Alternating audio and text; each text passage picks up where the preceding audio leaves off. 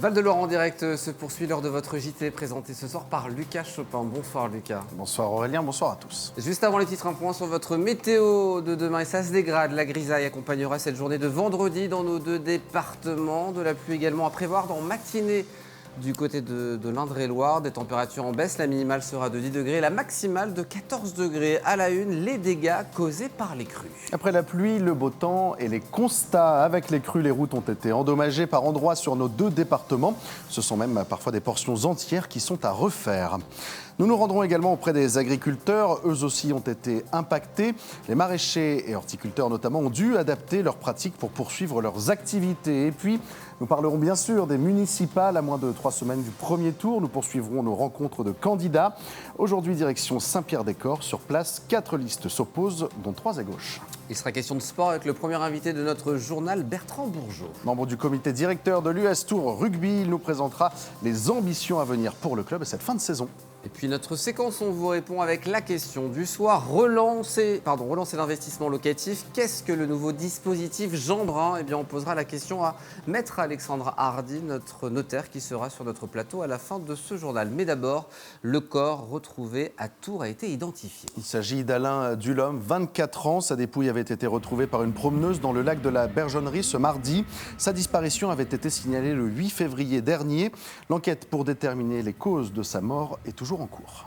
On ouvre à présent une page météo, puisqu'avec la décrue apparaissent les premiers dégâts. Les précipitations des derniers jours ne sont pas sans conséquences. Avec la descente de la Loire, du Cher et de la Vienne, certaines voies publiques réapparaissent. Un moment délicat qui révèle parfois des routes endommagées. C'est le cas notamment du côté du parc de la Gloriette à Tours. Sur place, on retrouve Gabriel Ziard. Il y a encore quelques jours, la route de la Savonnière était entièrement encerclée par les eaux. Aujourd'hui, comme vous pouvez le constater derrière moi, la crue s'est en grande partie retirée. Alors depuis hier matin, les services municipaux sont à pied d'œuvre. Après une première opération de nettoyage menée dans la matinée, les équipes de la voirie ont procédé à une série de tests afin d'évaluer l'état de santé de la chaussée. Quelques fissures ont bien été relevées, mais elles ne représentent aucun danger pour la circulation. La route rouvrira donc demain à partir de 15h. Elle restera toutefois sous étroite surveillance d'ici les prochains mois, le temps que les sols gorgés d'eau retrouvent leur stabilité. Le sol aujourd'hui, très argileux et gonflé par l'eau. Et on aura au printemps un système de retrait de l'eau qui va faire que s'il y a des cavités trop profondes qui apparaissent, on peut voir apparaître des plaques d'affaissement sur la chaussée. C'est tout ce qu'on veut mesurer aujourd'hui pour garantir la sécurité et l'efficacité de la chaussée. Dans le département d'Indre-et-Loire, les routes reviennent petit à petit à la normale. Aucune voie ne semble avoir été visuellement dégradée par les crues. Dans le Loir-et-Cher, même constat, seuls quelques tronçons ont été fortement dégradés et rendus impraticables. C'est le cas notamment d'une portion de la départementale 37A reliant Chartres-sur-Cher à Marais. Là-bas, le bitume a été emporté sur une dizaine de mètres. Les secteurs les plus touchés devraient être sécurisés et nettoyés d'ici les prochaines semaines. La route de Savonnière rouvrira donc demain, mais ça n'est pas tout à Tours. Oui, la promenade de Florence et le quai Valeret restent sous surveillance, mais rouvriront demain également. Le parking de l'île aux Cars a rouvert en partie cet après-midi. Quant à Bibliothèque et Napoléon, ils resteront fermés jusqu'à lundi, le temps d'être nettoyés. Autre domaine impacté par les crues, c'est l'agriculture. Oui, si la pluie a cessé ces derniers jours, les sols restent saturés en eau. À Berthonnet, chez un maraîcher, le travail des sols est devenu quasiment impossible. Impossible d'entrer avec les engins et les semis prennent du retard. Même constat à Nazelles-Négron, chez un pépiniériste, les jeunes arbres fruitiers sont placés sous étroite surveillance. En effet, l'excès d'eau fragilise leurs racines. Un reportage réalisé pendant l'épisode de crue, c'était il y a quelques jours, fait par Aurélie Renaud. Vous vouliez de l'eau, en voilà. Entre les rangs de salades, ce sont presque de petits ruisseaux. Des salades ici, on est censé en planter chaque semaine dehors à partir de la mi-janvier. Mais les inondations sont venues casser ce rythme. Normalement, la plantation se fait mécaniquement avec le tracteur, mais aujourd'hui, il s'embourbe dans la terre inondée. Il faut donc planter à la main. On va faire une plantation en 2 heures à 2 ou 3 personnes au pire. Et à la main, on va passer... si on met autant de temps, on va être à 8 personnes au moins à faire le même travail. Et autant de temps, je suis généreux. L'exploitation maraîchère est située en bord de Loire. Par capillarité, l'eau imbibe les sols, même s'il ne pleut plus. Alors pour la préparation des terres, pour les futures cultures, il va falloir être très patient. On travaille du terrain mouillé, donc on brasse de la terre mouillée, on travaille dans une zone où on n'est pas passé avec un tracteur et clairement qu'est-ce qui se passe? On s'enfonce. Voilà, 10, 20, 30 cm s'il faut, mais voilà, donc aucun intérêt de faire ça. Du temps perdu à cause des inondations et des récoltes à venir un peu décalées pour les légumes. Un scénario presque identique chez ce pépiniériste de Nazelles-Négron. Ici, toute l'attention est portée sur les jeunes plants d'arbres fruitiers. C'est-à-dire que ce sont des jeunes plantes qui ont environ un petit peu moins de 2 ans et qui sont en train de faire leurs racines et leur système racinaire. Cet épisode vraiment très très humide nous inquiète un petit peu sur le fait qu'on peut altérer de la jeune racine, mais également sur le travail qui est à venir dans les champs, parce que nous sommes sur des terres argilo-limoneuses, donc avec une battance extrêmement importante. Donc il y aura un travail très très important de travail du sol pour aérer et récupérer la terre dans un état à peu près sain et assez drainant pour le végétal. Autre conséquence ici, des commandes en attente qui restent bloquées au magasin. Les plantations ont été achetées par des paysagistes pour des chantiers. Ces derniers sont à l'arrêt à cause des sols détrempés. Allez, on va parler politique à présent, Lucas. Oui, les candidats aux prochaines élections municipales avaient jusqu'à 18h aujourd'hui pour déposer leur liste en préfecture. Un moment important qui révélera d'ici quelques jours le nombre de communes sans liste sur nos départements. Dans le même temps, on apprend aujourd'hui qu'un candidat jette l'éponge à Tours. Le divers gauche Bertrand Rousier a annoncé qu'il n'était pas en mesure de réunir assez de personnes pour sa liste Tours vivante. Il explique que son mouvement continuera pour autant de s'impliquer dans le débat public sans pour le moment soutenir un autre candidat tourangeau. On va continuer à parler des municipales sur la métropole de Tours. Oui, à un peu plus de 2 semaines du premier tour, le 15 mars prochain, nous poursuivons nos rencontres de candidats. Aujourd'hui, direction Saint-Pierre-des-Corps. Sur place, 4 listes s'opposent, dont 3 à gauche. Faustine Luneau a rencontré ceux qui les dirigent. En 2020, les habitants de Saint-Pierre-des-Corps élisaient un maire de droite, Emmanuel François, pour la première fois après un siècle de domination communiste. Depuis, l'élu a démissionné au profit de son premier adjoint, Olivier Comte. Le nouveau maire, en place depuis 1 an et demi, expert automobile de profession et candidat à sa réélection. Sur sa liste, beaucoup de noms déjà présents dans l'équipe municipale. L'objectif, poursuivre le travail déjà entamé, notamment pour améliorer le cadre de vie. Retravailler l'avenue de la République avec une attractivité pour les commerces, retravailler tous ces espaces avec des voies douces pour les piétons et les vélos. Et puis après, retravailler un peu plus loin, donc l'aménagement de la place de la Loco pour aussi redynamiser notre est de la ville. Le but, c'est d'attirer des nouveaux commerces, des commerces de proximité pour nos habitants. Redynamiser le cœur de ville sera le nerf de la guerre pour ces municipales à Saint-Pierre-des-Corps. Face à Olivier Comte, 3 autres candidats. D'abord, Michel Soulas, cet ancien proviseur, membre du Parti communiste et conseiller municipal d'opposition, se présente à la tête d'une liste d'union de gauche sans LFI. Avec une petite originalité, si sa liste est élue en mars prochain, Michel Soulas débuterait le mandat en tant que maire avant de céder sa place pour les 2 dernières années au socialiste Cyril Janot. Tous deux, battus en 2020, ont beaucoup d'ambition, notamment pour le quartier de la Rabatterie, avec la rénovation de son centre commercial. Premier axe, une fois que le chantier sera lancé, c'est de recruter un référent commerce. Parmi ses missions, ça va être d'aller chercher les activités commerciales pour occuper les futures cellules commerciales. Le deuxième sujet, ça va être de travailler à la question de l'accessibilité du site avec le quartier du Grand Mail qui est juste à côté de nous, à peine 150 mètres, où pour des personnes à mobilité réduite, en termes d'accessibilité, c'est impossible. Le troisième sujet, ce sera de porter à la métropole la question du désenclavement du quartier par un moyen de transport en site propre. À gauche également, la liste de la France Insoumise est représentée par Thomas Delplace, habitant de la Rabatterie. Cet ancien routier en reconversion pour devenir programmeur a axé son programme, là encore, sur les commerces, l'écologie et l'accessibilité sur le Grand Mail. Déjà, c'est de faire un grand plan pluriannuel pour rendre l'ensemble des espaces publics accessibles sur tous les trottoirs, repenser les filtres modaux et de les retirer quand nécessaire. Les barrières anti-scooters, si elles créent une discrimination auprès des personnes en situation de handicap, eh bien c'est qu'elles sont défaillantes. Et pour éviter justement le fait qu'il y ait des scooters qui passent ici, ce qu'il faut c'est de la présence humaine. Donc renforcer les effectifs en lien avec la police municipale, notamment de mettre des médiateurs de quartier. À côté de ces 3 candidats, il faudra aussi compter sur la liste de lutte ouvrière représentée par Anne Brunet. Cette enseignante en lycée professionnel milite depuis une trentaine d'années au sein du parti trotskiste. On va parler sport à présent avec notre invité Bertrand Bourgeot qui est sur notre plateau ce soir. Il est membre du comité directeur de l'US Tour Rugby. Il évoque avec nous la fin de saison du club et ses ambitions. Bonsoir Bertrand Bourgeot, soyez le bienvenu sur notre plateau. On va commencer par parler sport avec vous. Je le rappelle, vous évoluez en Fédéral 1, vous êtes 5e de votre poule, vous visez de bons barrages. Je vous pose la question d'un point de vue sportif. Est-ce que c'était une belle saison ? C'est une belle saison pour un promu. On était très bien partis. Vers le mois de novembre, on a eu un petit coup de moins bien. On a eu 5 défaites sur 6 matchs.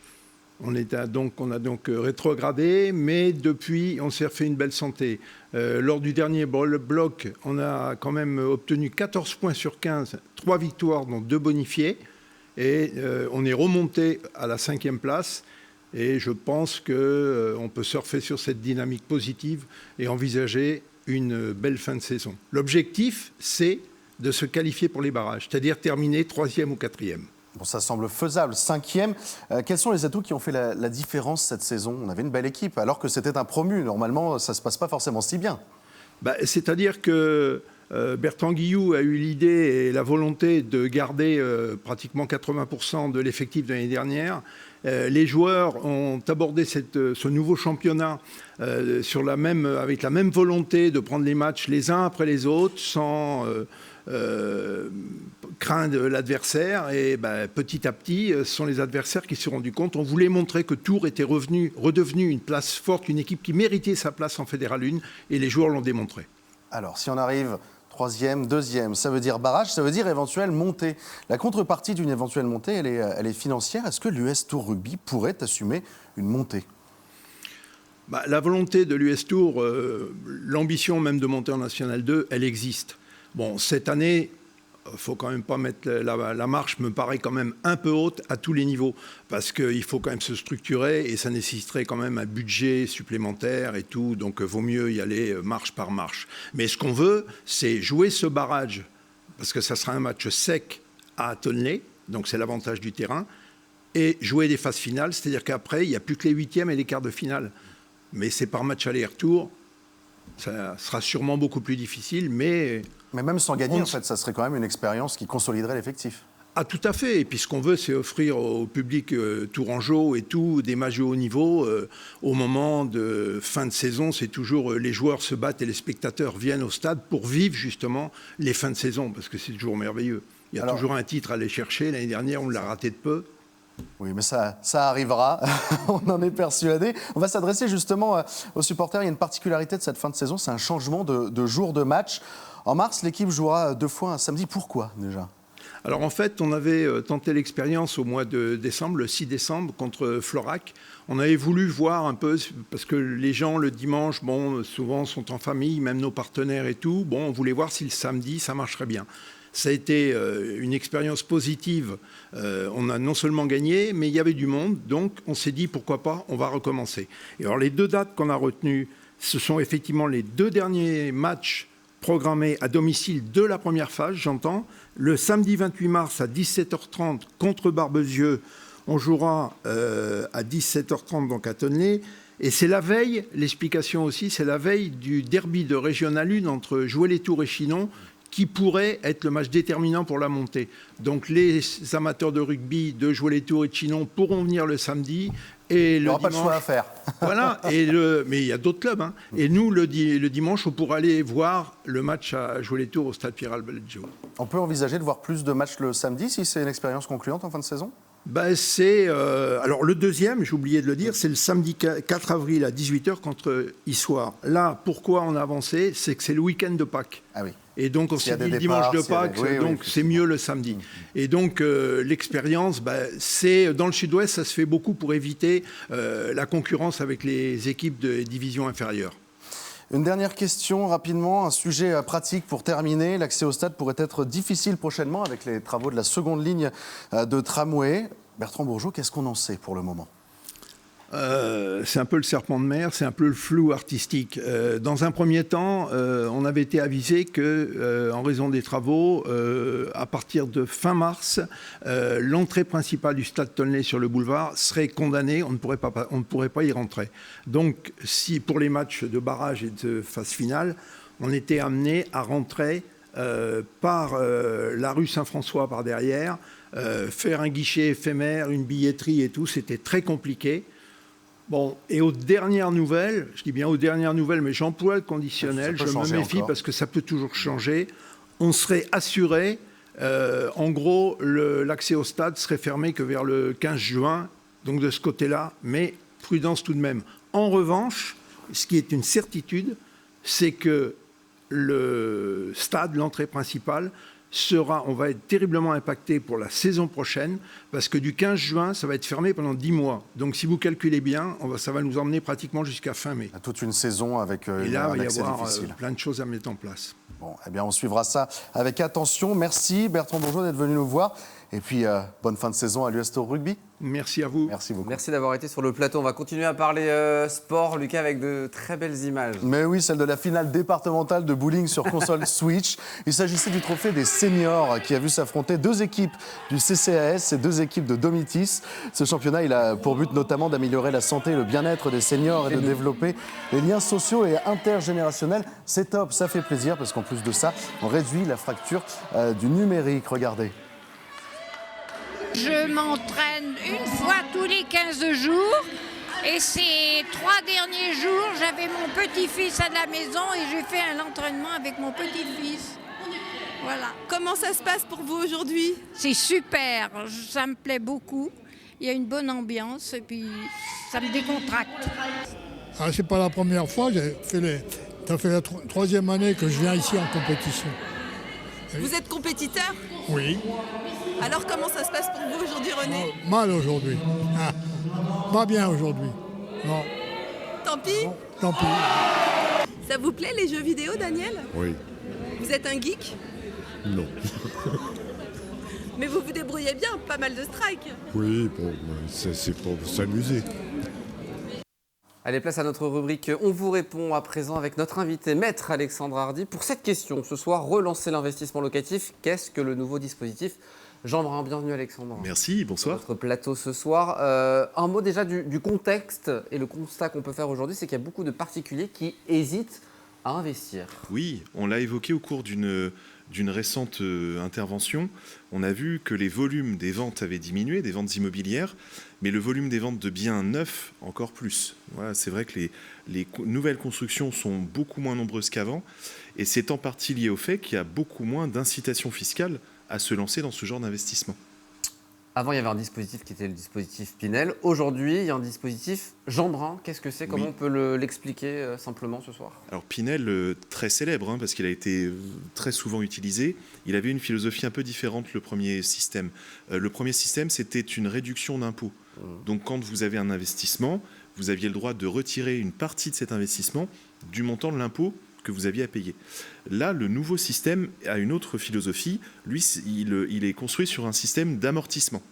Ça veut dire qu'une partie du coût de l'opération d'investissement, achat et travaux, une partie de ce coût-là est amortie, donc est retirée du montant des revenus. Et c'est sur le revenu qui reste, net, que le calcul de l'impôt se fait. Donc c'est les revenus imposables qui diminuent du coup. Voilà, exactement. Quels sont les biens qui sont concernés justement par ce dispositif, si on est intéressé ce soir avec le de Loire TV? C'est l'une des particularités, ça concerne les biens qui sont neufs, mais aussi les biens anciens, à condition que les biens anciens fassent l'objet de travaux d'un certain montant. Il faut que les travaux représentent au moins 30% du prix d'achat du bien ancien pour qu'il puisse être pris en compte pour l'amortissement. On a un petit tableau qui s'affiche pendant qu'on parle pour expliquer à nos amis téléspectateurs. Exactement, on compare l'ancien et le neuf. Alors là, vous avez à l'écran l'ancien. J'ai pris pour base le même genre d'investissement, un coût global de 200 000 euros.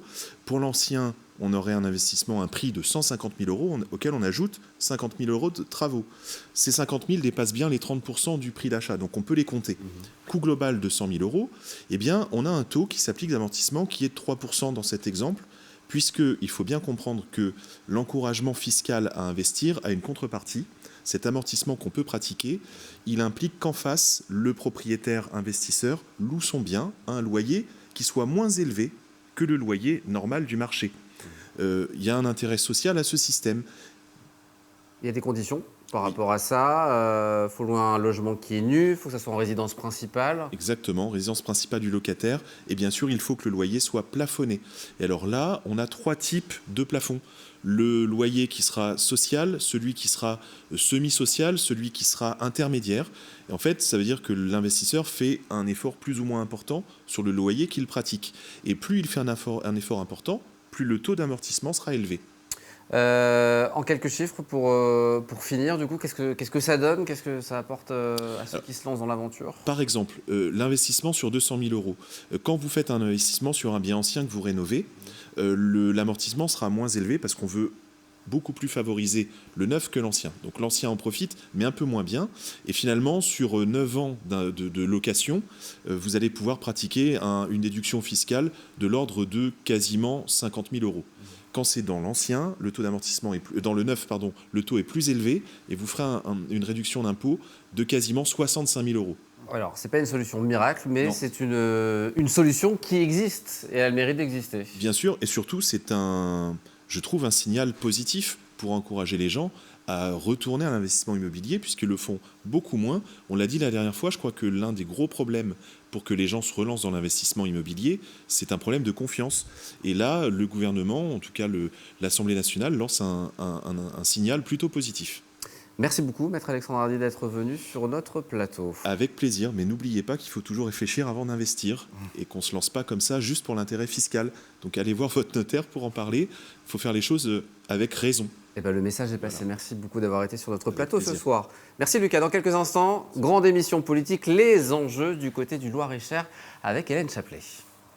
26 minutes d'émission durant lesquelles nous allons tenter de vous donner toutes les clés de compréhension pour glisser un bulletin dans l'urne en pleine connaissance de cause.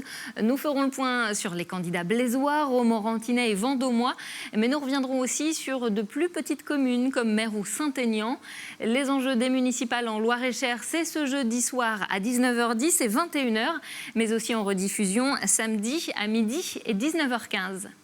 C'est dans quelques instants avec Hélène Chaplet. Très bonne soirée à vous et nous on se donne rendez-vous demain 17h50 pour un nouveau numéro de Val de Loire en direct. Tout à fait, avec une belle chemise comme celle de ce soir bien ouverte. Merci Aurélien.